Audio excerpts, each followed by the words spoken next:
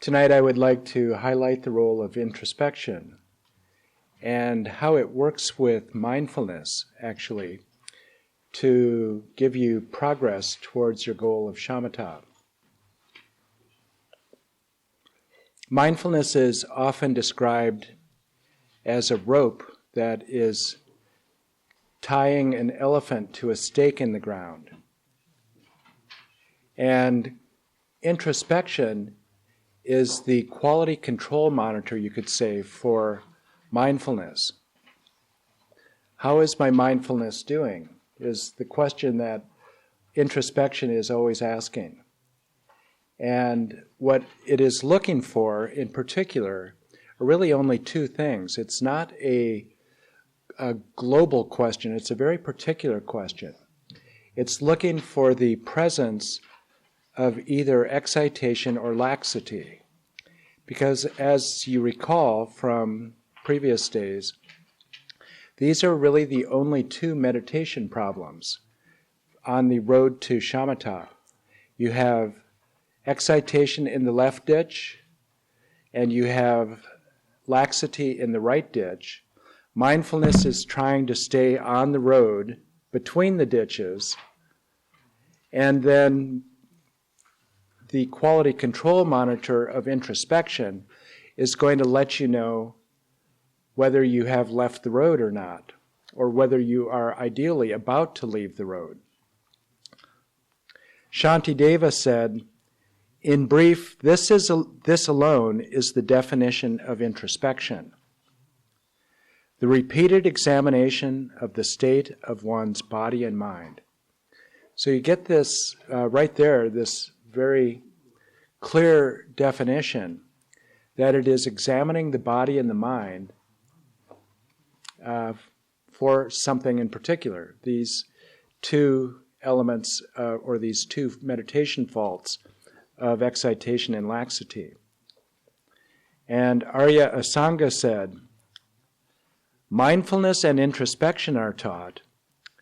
For the first prevents the attention from straying from the meditative object, while the second recognizes that the attention is straying. So without the quality control monitor, you have no feedback about actually how your mindfulness is doing, because mindfulness can't do it itself. It needs an outside look to tell whether excitation or laxity are actually present. And then Lama Tsongkhapa says, mindfulness directly and continually fastens your attention to the object of meditation. However, indirectly, vigilance, and you could now, whenever you see vigilance, substitute introspection for that. That's how Lama Allen translated, you see the 3 volumes of the Lamrim Chenmo on the altar there. And Alan Wallace translated much of the 3rd volume, the section on quiescence, and I think some of the insight chapters as well, but especially Shamata was his specialty, so he was asked to translate those sections of the Lamrim Chenmo.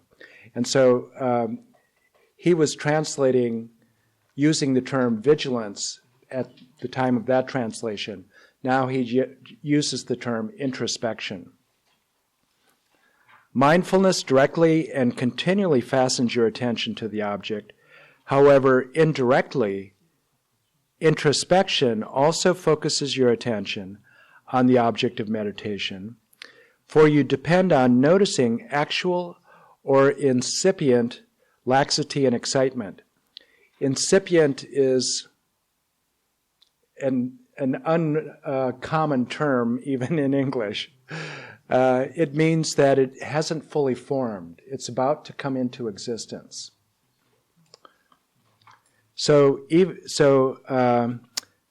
introspection also focuses your attention on the object of meditation, for you depend on noticing actual or potential laxity and excitement with vigilance or with introspection, and then stabilize your attention on the primary object without falling under their influence. meaning without shifting attention to them. So this is very interesting, because what we are trying to do, and this is going to be so important when we get to taking the impure mind as the path, where we're really developing shamatha. Our whole practice of shamatha is using the object of appearances within the mind. And what we are trying to do is to recognize these appearances and be aware of them, but without our attention being drawn to them or being engaged with them. And this, of course, is very important for breath meditation as well, and this is really very clear in this case, because our chosen object of mindfulness is the tactile sensations of the breath. And then we have always, because we can't suppress thoughts, even with breath meditation, these thoughts are going to arise in peripheral awareness. And every thought that arises is waving its hand and said, look at me, I'm really important, I'm really attractive. And if your attention isn't seduced by these important and attractive thoughts, these thoughts have a built-in life cycle. They just arise, they abide for a very brief time, and they dissolve. So it's conceptual engagement with a thought or an appearance that arises that actually keeps it around and puts it really on artificial life support. So this is what the role of introspection is. He says it's to let us know that these distracting appearances have arisen, especially in the case of breath meditation. Any thought is a potential distraction. And then it recognizes the distraction, and mindfulness remains continuously engaged with your chosen object.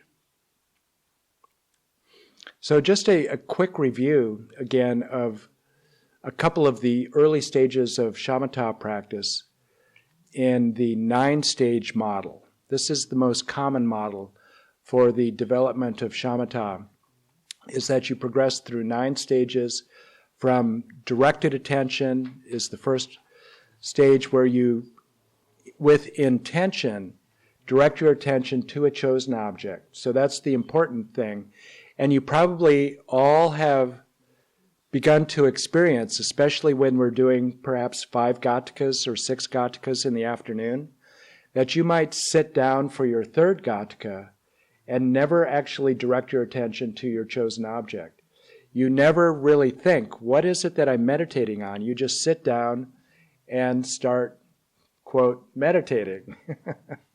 And the mind is doing something, but is it meditating? If you haven't directly or intentionally directed your mindfulness to a chosen object, well, you're doing something, but you might as well perhaps be taking a walk and just letting your mind run. It's like a dog off the leash that's just running through the park.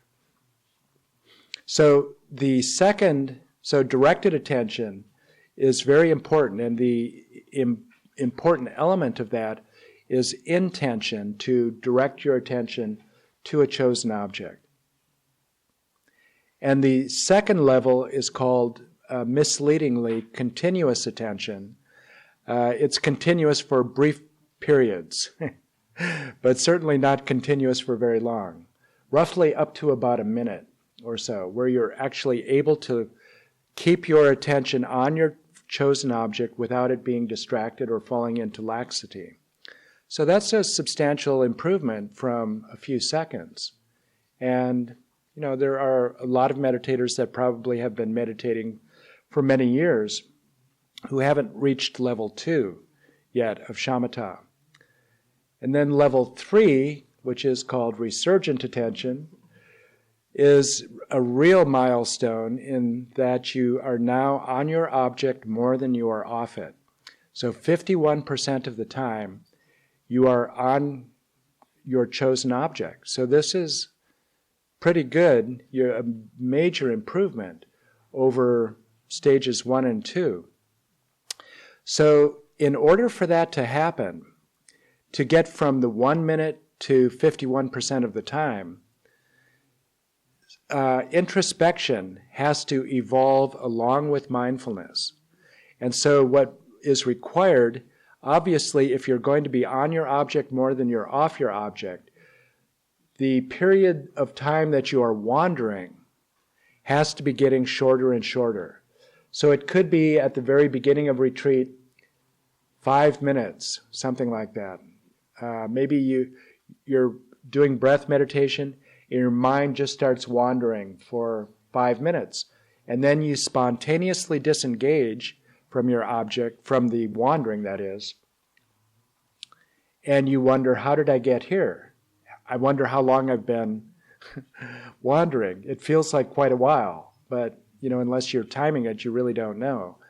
But so your mind, when you begin to train the mind, the periods of wandering can be quite long and frequent. And then you bring your mind back, place it on your object, and for some period of time, a few seconds or a minute, you're successfully on your chosen object of the breath at the nose, and then off you go again, wandering for some period of time. So to get to level 3, your introspection has to be tuned up to the point where you notice that you're wandering more and more quickly, and the period of time that you're wandering becomes shorter and shorter. So you notice more and more quickly that you have been wandering, return to your object, and then by the time that you get to level 3 of Shamata, where you actually graduate from the 3rd class, you could say, where you're on your object more than you're off, you experience something called patching the gaps. So that you could say there's a gap in your mindfulness where your mind has wandered off your chosen object, but that gap is so short that when you return to your chosen object, you still have momentum with it. It's almost like a motorcycle jump, jumping over on a ramp and over 5 cars or 10 cars like Evel Knievel, and you land on the other ramp. And so you have enough momentum to get over the gap and then just continue on with your ride. So this is level 3 of Shamata practice. And then level 4 is a real milestone, which now at this point, you are no longer losing your object entirely. We'll talk, I hope we'll have time to talk about that more later, because it doesn't mean that you've reached shamatha. People can think that because they're no longer losing the object entirely. But what it means is that you are no longer prone to coarse excitation. But there are still 2 more levels of excitation beyond that you have to progress through.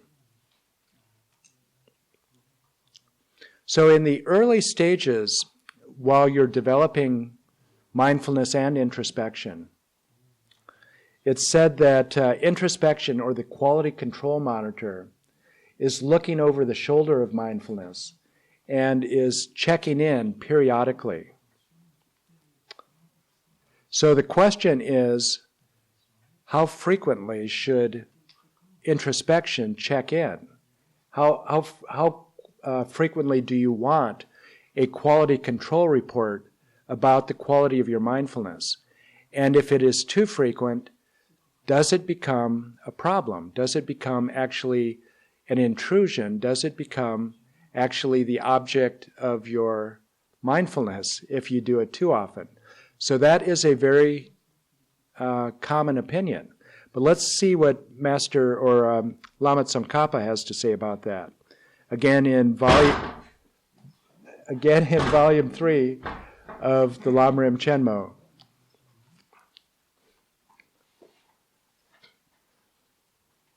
I'll repeat that just in case we want to edit that out. So let's check in with Lama Tsongkhapa again in volume 3 of the Lamrim Chenmo to see what he has to say about this idea of frequency. So he begins by quoting Kamalashila's second stages of meditation. After you have thus set your attention on whatever your chosen object of meditation may be, fix it there continuously. While you stay right with the object, analyze and investigate your mind, thinking, is my mind apprehending the object of meditation well? Or is it lax? Or is it distracted by the appearance of external objects? And then a little later, and I have just edited several sections together here for clarity about this subject. This is really essential, and this is really, I think, the best advice about introspection that I have ever seen or heard. It is not that you stop your concentration and then look at your mind. Rather, while maintaining your state of concentration, you just look to see whether your attention is staying where it was previously set on the primary object of meditation, and if it is not, whether there is laxity or excitement. After you have settled into concentration, you monitor this at moderate intervals, neither too often nor too seldom.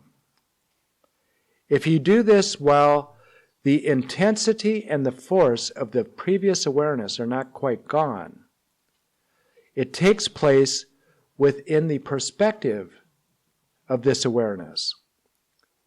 This has the purpose of both enabling long-lasting, intense stability and letting you quickly recognize laxity and excitement. So I invite you to read that over and over again, because every phrase in it is a nugget of real wisdom, very keen advice about how to apply this very important function of introspection. So just to repeat a couple of these key phrases. First of all, he says, it is not that you stop your concentration and then look at your mind. And I think that that is the way that most of us have probably been taught, or that we go about trying to. We actually interrupt our mindfulness in our continuous engagement with our object. So this is the really important element about mindfulness, is that you are really trying to make it continuous, without gaps. And so you don't want to interrupt the continuity of your engagement with your chosen object to bring in the quality control monitor. So this, there are some interesting clues that we'll get to later, about how this actually works. But there are clues here that you go, what function of mind actually has the capacity to do that? It's not all functions of mind that could do that. So, while maintaining your state of concentration, you just look to see whether your attention is straying. And then another phrase that's very important from the last part of his citation. If you do this while the intensity and force of the previous awareness are not quite gone, it takes place within the perspective of this awareness. So the question is always, Lama Tsongkhapa says that at intervals, moderate intervals, you apply this introspection. So this is specifically for the early phases of your training. So you could say this is probably good enough to get you to level 1 and level 2. And this is often, for instance, in the Lam Rim of Pabanka Rinpoche, called the sentry, that your watchfulness or your introspection is like a sentry that is walking the perimeter of a camp. A sentry like a guard at a camp. And so the guard is walking the perimeter and then comes around to the front gate let's say every few minutes and calls out, "All is well," and then walks around the perimeter of the camp again. And so he's able to periodically check in. So this is what Pabanka Rinpoche called introspection being like a sentry or a guard. So this is obviously only going to take you so far in your practice, because I think all of you have experienced that. Before I say that, I have never heard any teacher actually give any specific advice. I should say only one teacher give any particular advice about how frequently that should be. Lama Tsongkhapa basically just says, frequently enough to be effective, but not too frequently. And so one teacher that I know, who's a very excellent teacher, said that would probably be about every 7 breaths or so. So let's not take that as good advice or gospel, but just take that as an example. So if the sentry or the guard was walking around the perimeter and checking in on mindfulness and giving a report every 7 breaths, what would be the longest period of time that your mind would ever be wandering if that were effective? It could only be 7 breaths before mindfulness alerted you, that introspection alerted you that your mindfulness has gone off wandering. So obviously what happens is that in that model, the sentry is abducted along with the mindfulness. And they both go wandering together. So there needs to be some improvement on that model. It's only going to get you through the early stages. And then Pabanka Rinpoche just mentions in passing in the later sections of his quiescence section that the sentry model has to evolve into being a motion detector. But he just leaves it at that and doesn't give any advice about how to do that. And then in another section of the Lamrim Chenmo, then Lama Tsongkhapa really ups the standard of what your introspection needs to be. And this is the level of introspection that we are going to need to develop if we are successfully going to be able to use Dujam Lingpa's approach to developing shamatha, and both of awareness and awareness of mental appearances. So in order for both of those to be anything other than just continuous mind wandering, this is the kind of introspection that we need to develop. So Lama Tsongkhapa says, not only must you develop vigilance or introspection that recognizes laxity and excitement as soon as they occur, you must also develop an introspection that recognizes them when they are on the verge of occurring, before they have actually arisen. How do you develop this vigilance? When mindfulness dwells at the gate of your mind for its protection, then introspection will appear. Mindfulness, when fully present, is accompanied by introspection. So this gives you the clue of what you want. Mindfulness and introspection, 2 close companions, working side by side, full time. Both of them, continuous mindfulness, continuous introspection. This needs to be the evolution.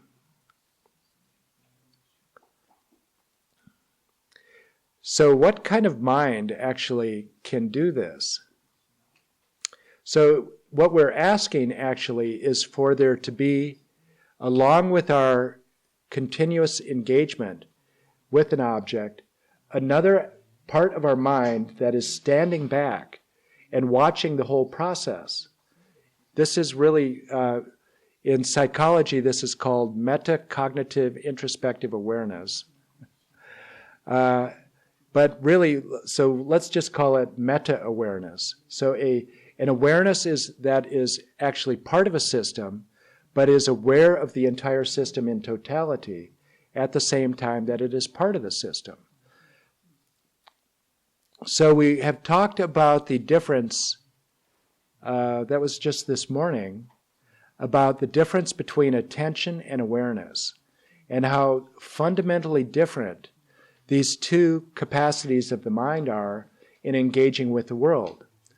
Attention being selective, exclusive, focused, focusing on one particular thing, that it takes out of all of the myriad possibilities that awareness recognizes, and then it abstracts. So the thing about attention is that it is always conceptual. It is always abstracting something, because there's no reality actually in what it is, because there's nothing that exists in isolation, free from all of its context. So the truer reality is the big picture of awareness. And so we have been working, and the reason that attention is used to develop stable attention is because if you are stably attentive on the breath, then it stills that chattering mind, because it selects one thing and excludes everything else. And what it is excluding is all of that mental chatter that occupies our mind so much of the day. So that's extremely beneficial.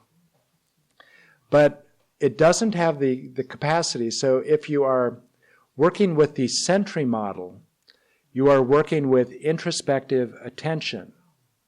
And so both attention and awareness have the capacity of being looking outward and looking inward. So both attention and awareness can be aware of sensory inputs, and it can also be aware of mental states. But very importantly, only awareness can give you a real-time picture of the overall state of the mind. Attention doesn't have the capacity to do that. And so when we're talking about introspective attention, it is always giving you a snapshot of awareness. So it gives you, so if, for instance, I ask Gwen, "How are you doing?" And he answers in perfect English, "Fine." Right? I mean, this I'm sure happens in French all the time too, right? You ask someone how they're doing, and they, give you a one-word answer. And aren't you glad that they do? Because if they were to actually use awareness to give you a real-time report of what's going on, it would never end. They would just start talking, and because it would moment to moment be changing, you would be getting real-time reports from awareness. So attention then takes an overall, a snapshot of what happened just before in awareness, and then just conceptualizes that in a single term.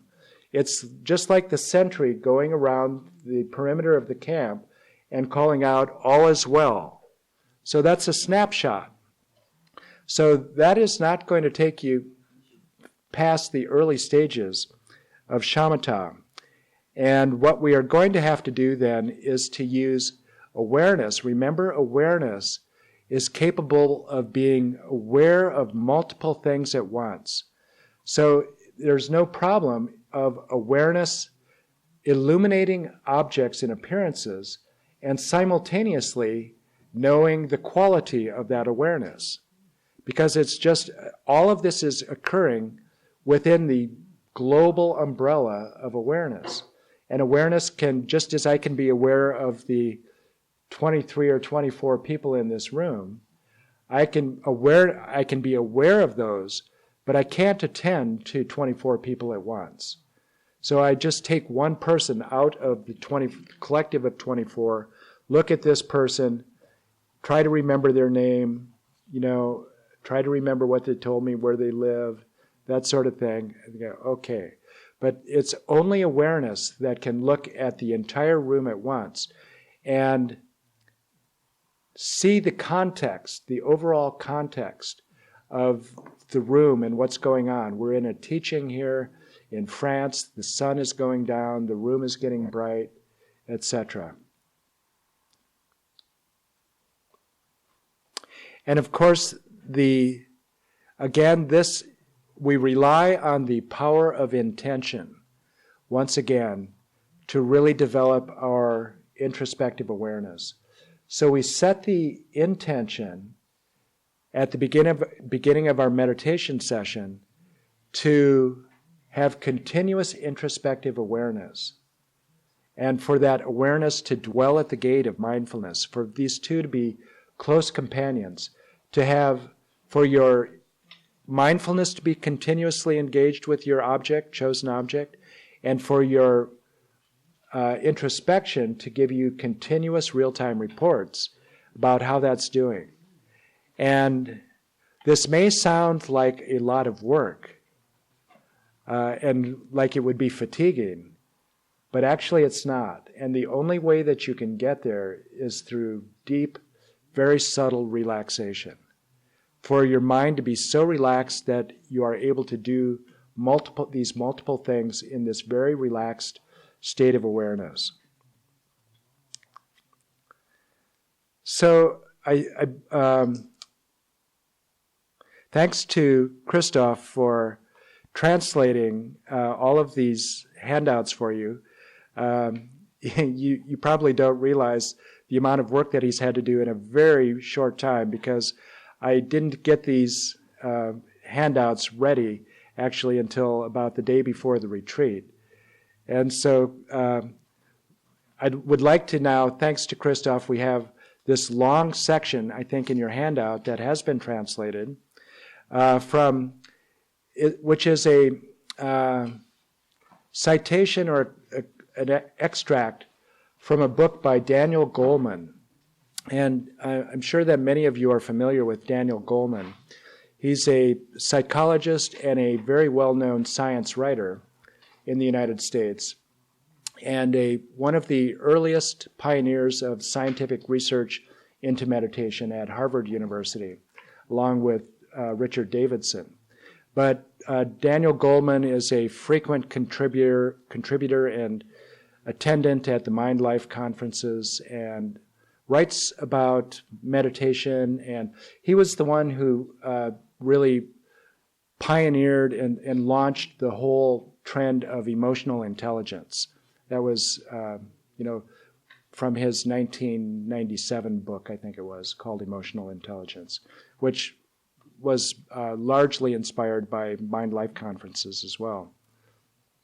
So in there he cites the guru of performance, Anders Ericsson from Florida State University. And it was Anders Ericsson who discovered or coined this phrase about performance called the 10,000-hour rule. And I think that probably, in the United States anyway, everybody is always talking about the 10,000-hour rule. If you're going to learn to play concert piano, it's going to take 10,000 hours of practice. If you're going to be a meditator, it's going to take 10,000 hours of practice, etc. And when I was curious, actually, one time, how many years 10,000 hours is. And as it turns, it depends on how many hours in a day you're working. But so I just calculated 8 hours a day, and I think it was 5 hours or 5 days a week, so 40-hour weeks. And that turned into a little over 3 years, 3 months, and 3 days, which is the length of time of a classical 3-year retreat. So interesting, anyway, that coincidence. 10,000 hours for mastery. So anyway, the important point about this 10,000 hours is that Erickson says that it's only half true that 10,000 hours is going to lead to mastery. So I'll just read this to you and then stop to maybe add some comments along the way. But this is what he has to say, and be thinking about introspection as you're reading this and hearing this. You don't get benefits from mechanical repetition, but by adjusting your execution over and over to get closer to your goal. So first of all, you have to know what your goal is, and then you have to be monitoring your execution. It's not just repetition that is important. You have to be introspecting all the time that you're meditating. If you're meditating without introspection, you're not progressing, is what he's telling us. Almost anyone can achieve the highest levels of performance with smart practice. Erickson argues that the secret of winning is what he calls deliberate practice, where an expert coach takes you through well-designed training over months or years, and you give it your full concentration. So that is the thing that should be underlined there. You give it your full concentration. So if your mind is wandering, and he'll go into this in more detail, if your mind is wandering while you are practicing, you're getting no benefit from it. Hours and hours of practice are necessary for great performance, but not sufficient. So there are probably many, many people, well, what separates the peak performers, of any field from people who are putting in the same amount of time, but just aren't getting the results? Well, this is what he's giving us the clue right here. How experts in any domain pay attention while practicing makes a crucial difference. Smart practice always includes a feedback loop that lets you recognize errors and correct them. Could add that to the classical definitions of introspection, which is why dancers use mirrors. Ideally, that feedback comes from someone with an expert eye, and so every world-class sports champion has a coach. If you practice without such feedback, you don't get to the top ranks.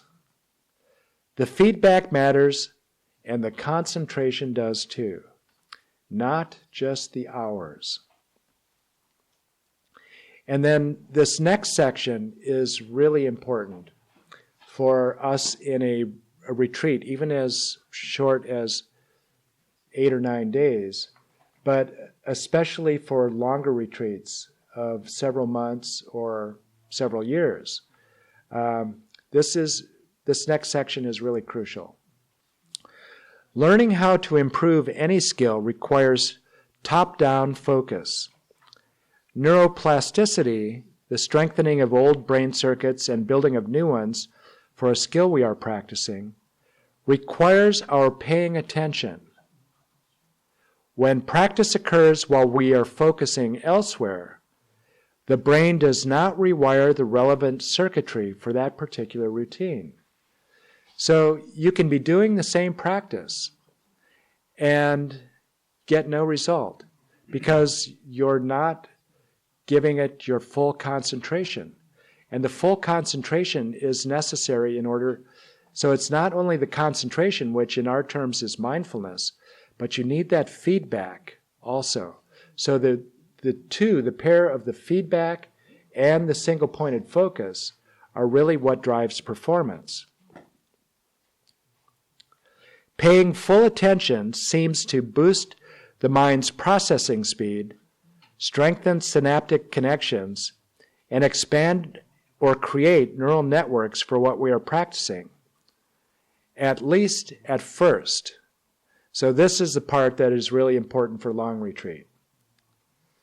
But as you master how to execute the new routine, repeated practice transfers control of that skill from the top-down system for intentional focus to bottom-up circuits that eventually make its execution effortless. At that point, you don't need to think about it. You can do the routine well enough on automatic. And this is where amateurs and experts part ways. Amateurs are content at some point to let their efforts become bottom-up operations. After about 50 hours of training, whether in skiing or driving or meditation on any of the skills that I have given you already, people get to that good enough performance level where they can go through the motions more or less effortlessly.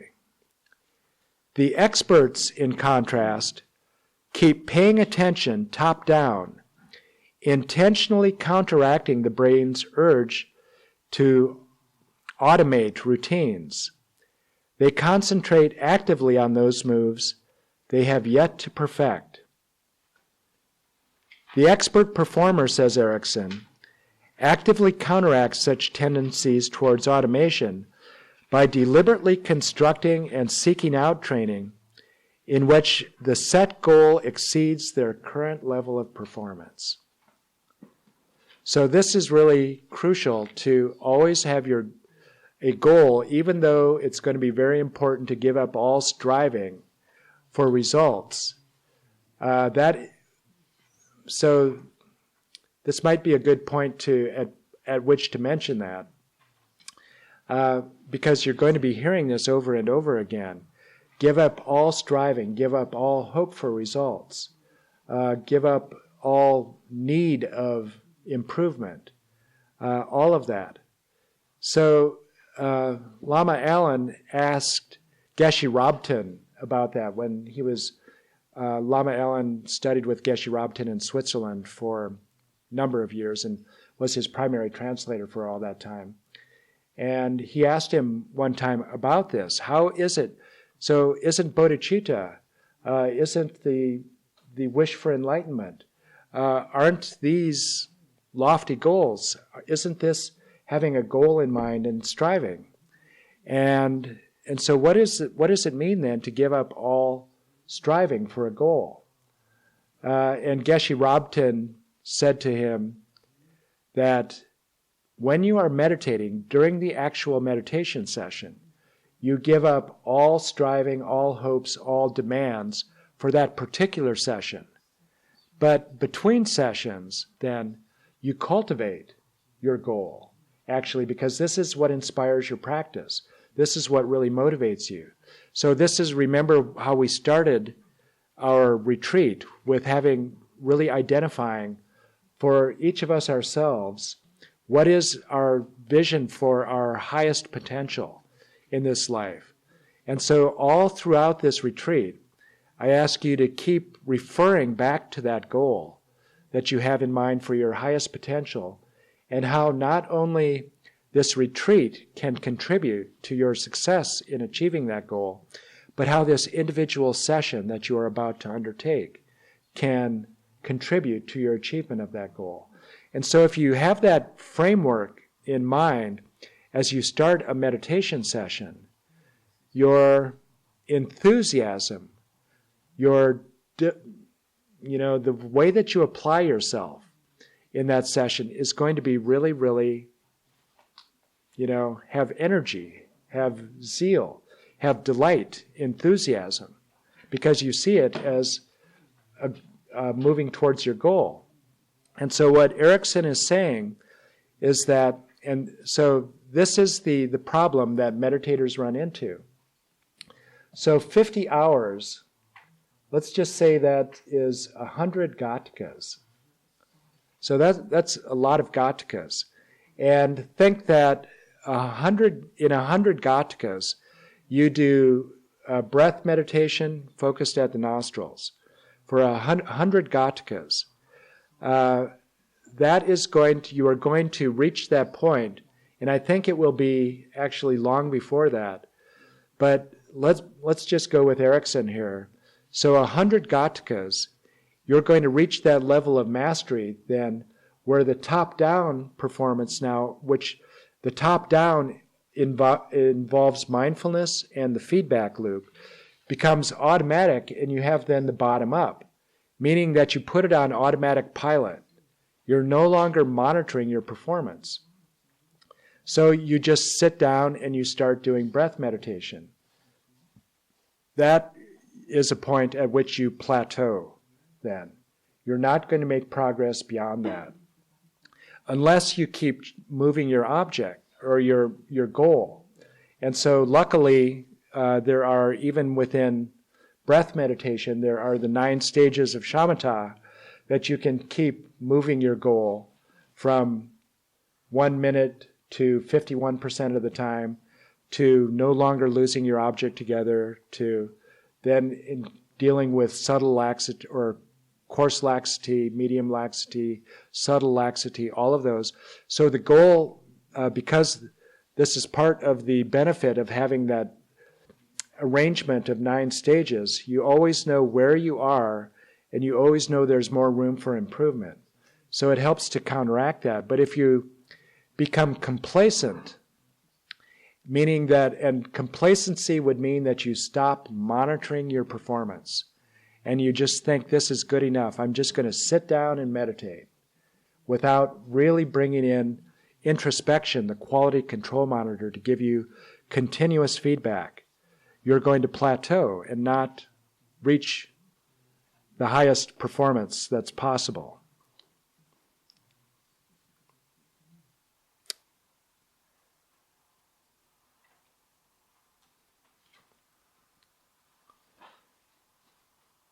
And then we'll just end with, the more time expert performers are able to invest in deliberate practice with full concentration, the further developed and refined their performance. So that is the key. Full mind. So all of your practice has to be this combination of full mindfulness and with the feedback loop of introspection. These two partners are what is going to drive your performance. And resist that being complacent and finding your comfort zone on a plateau and just spending the rest of your life with that, same ability to meditate. And unfortunately, then if you don't go all the way to shamatha and actually achieve shamatha, then almost all of the higher realizations of Buddhism are closed to you. So you're not going to have those. You're not going to have a direct perception of emptiness. You're not going to have any of the realizations of generation stage or completion stage without shamatha. That's how we started our program, also with citations about that. So this is the importance of bringing introspection together with mindfulness.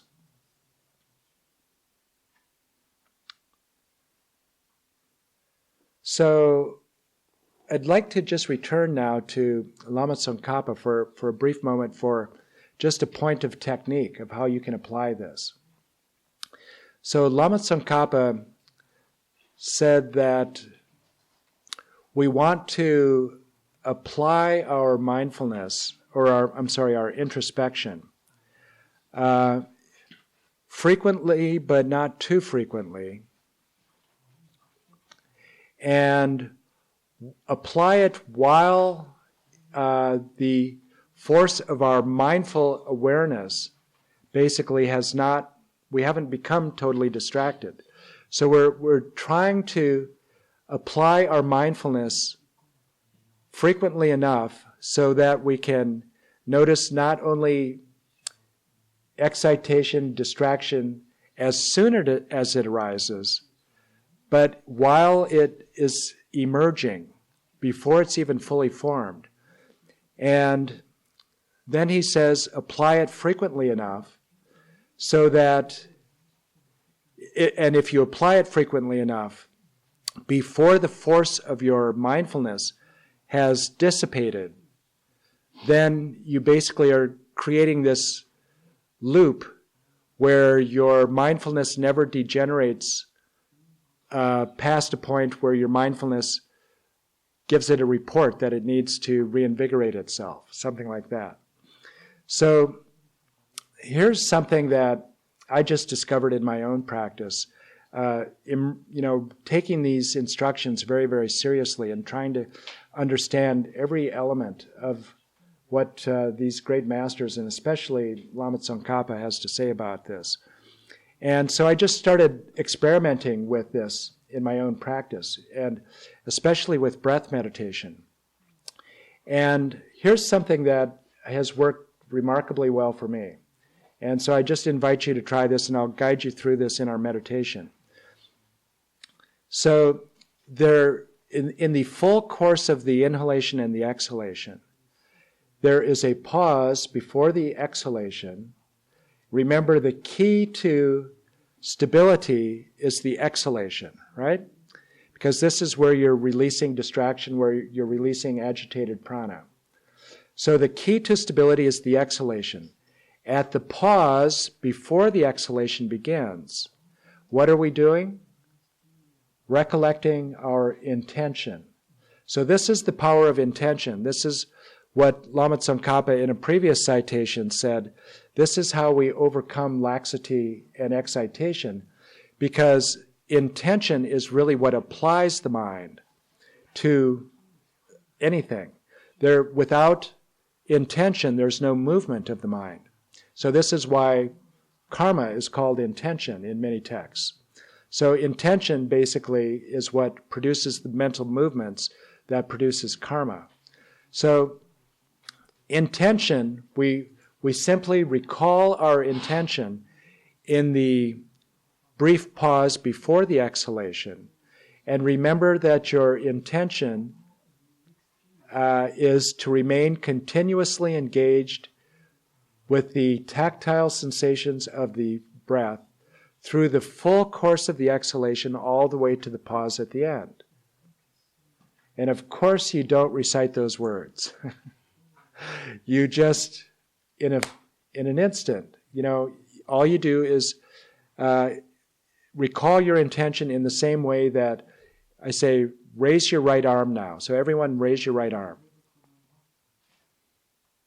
So you didn't have to tell yourself, okay, this is command center, raise your right arm now, follow instructions. There was nothing like that.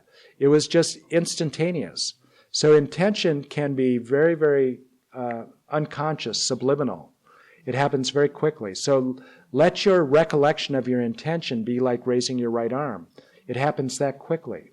But it can include all of those elements that I described. Continuous engagement all the way through the full course to the pause. So there's one pause left over. The pause at the end of the exhalation. So this is what I suggest that you experiment with and see whether this is helpful for you or not. Remember the other piece of advice that Lama Tsongkhapa had that was so important.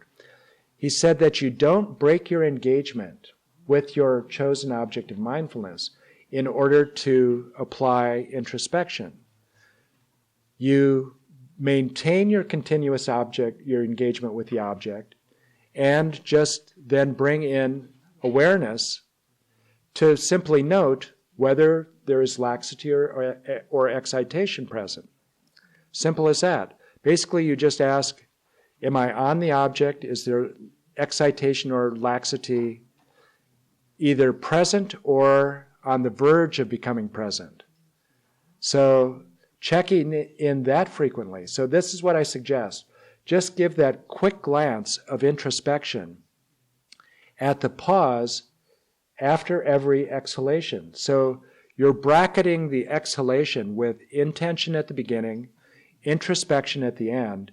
You get a free ride of mindfulness on the inhalation because you're invigorating the power of mindfulness on the inhalation. And this way, if you remember to do that, I think you're not going to lose your object. It's almost impossible if you recollect intention, introspection, at those 2 points. And then at some point, you're just going to get into flow, so that you're cruising then with your mindfulness and introspection. And your introspection is continuous. Then you can stop that. Those are, like training wheels. So when you don't need them any longer, you can stop doing it.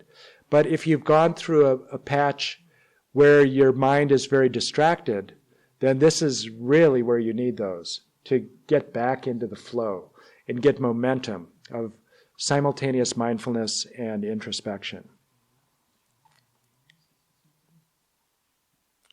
So why don't we just take a 6-minute break, and then we will do that meditation.